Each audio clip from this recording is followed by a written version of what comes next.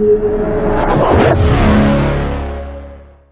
guys, back with another episode of Did You Know with me, Anna. So today we're gonna talk about how to save space in your home. Yep, space saving.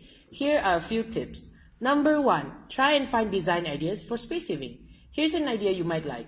Foldable furniture. These babies are the best. You need them? Set them up. You don't need them? Fold it. Easy peasy. Marie Kondo the heck out of your home. In other words, declutter. I know, it's really hard to get rid of stuff, especially the ones that have sentimental value. But sometimes you just gotta, let go. Owning less is better than organizing more. If it doesn't spark joy, get rid of it. Rearrange your furniture. This step will be easier once you've decluttered. It will be smooth sailing from then on.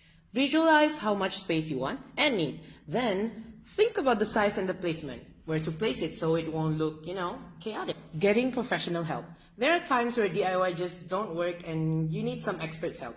Consult a professional to make your dream space a reality. I know just the place. First Dot Design. One of their surveys are giving out professional advice on the optimum layout for your interior space. They're responsible for this, and this. Space-saving dreams? They're the right professional you're looking for. See you in the next episode!